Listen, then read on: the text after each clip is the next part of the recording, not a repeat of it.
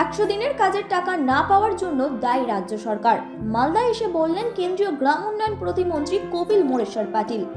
রাজ্যের দাবি মতো আটকে থাকা বরাদ্দ কবে ছাড়া হবে এই প্রশ্নেও কোনো আশ্বাস দিলেন না কেন্দ্রীয় মন্ত্রী।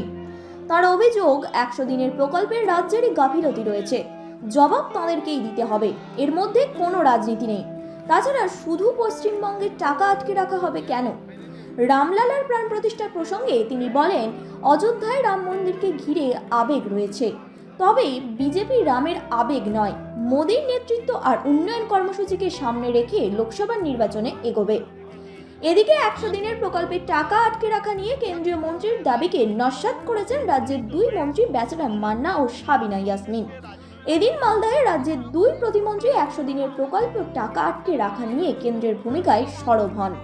সাবিনা বলেন, 260টি কেন্দ্রীয় দল এ পর্যন্ত তদন্ত করেছে, কেউ কোনো দুর্নীতির অভিযোগ কাগজে কলমে অন্তত বলতে পারেননি, অথচ টাকা দেওয়ার কথা হলেই মুখে দুর্নীতির কথা বলছেন কেন্দ্রীয় মন্ত্রী ও বিজেপির নেতারা।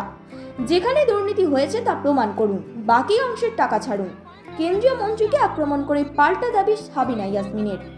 বেচারাম মান্না বলেন, এ পর্যন্ত 68 বার কেন্দ্রীয় প্রতিনিধি দল রাজ্যে এসেছেন, তারা যা যা তথ্য চেয়েছিলেন সমস্ত তথ্য দপ্তর থেকে দিয়ে দেওয়া হয়েছে।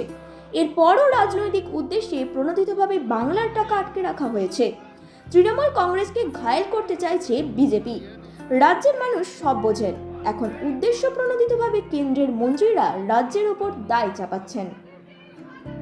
पश्चिम बंगाल में एक ही सवाल है सारे प्रेस वाले, 100 दिन का काम और तुम्हारा प्रधानमंत्री आवास योजना। मैं तो आपसे उल्टा चाहता हूं कि आप लोग जिन्होंने इसमें गड़बड़ किया उनसे पूछना चाहिए, आप लोगों को। मैं तो कई बार इसका जवाब दे चुका हूँ, बार बार वही जवाब देना। स्टेट गवर्नमेंट बोल रहा है डेवलपमेंट का काज बंद हुआ है क्योंकि सेंट्रल गवर्नमेंट रुपया नहीं भेज रहा है 100 में। ऐसा नहीं है, सेंट्रल गवर्नमेंट ने, मैंने पहले भी कहा कि उसमें जो कुछ कंप्लेंट प्राप्त हुई थी उसके तहत इनसे कुछ पेपर मांगे, डॉक्यूमेंट मांगे, कुछ जानकारी मांगी, वो जानकारी मिली नहीं। বুঝতে পারছি না যে ওদের মুখ থেকে দুরকম ভাষা। পেন বলছে অন্যরকম, মুখ বলছে অন্যরকম। পেন বলছে যে কোনো দুর্নীতি হয়নি, একটা দুটো নয়, প্রায় 260টা টিম এসছে পশ্চিমবাংলায়, এনকোয়ারি করে গেছে। আমাদের জেলার, আমাদের রাজ্যের থেকে খেয়ে পড়ে 260 বার এসে টিম এসে রিপোর্ট দিয়েছে যে না, পশ্চিমবাংলায় এনআরইজিএস এর কোনো দুর্নীতি নেই। পেন তাদের এই কথা বলছে, কিন্তু যখন মুখ তাদের আসছে, শরীর তাদের যখন আসছে রাজ্যে, তখন তারা বলছে যে আমাদের দুর্নীতির জন্য বা আমাদের জন্য তারা টাকা দিচ্ছে না। এটা রাজনৈতিক উদ্দেশ্য প্রণোদিতভাবে তারা বাংলার মানুষকে বিভ্রান্ত করার চেষ্টা করছে। শুধু উনি নয়, কেন্দ্রের প্রতিটি মন্ত্রী অভিযোগ করছেন এ রাজ্যে 68 বারেরও বেশি কেন্দ্রীয় প্রতিনিধি দল এসেছে এবং যে জিনিসটা চেয়ে পাঠিয়েছে সমস্ত তথ্য আমরা ডিপার্টমেন্ট থেকে দিয়েছি।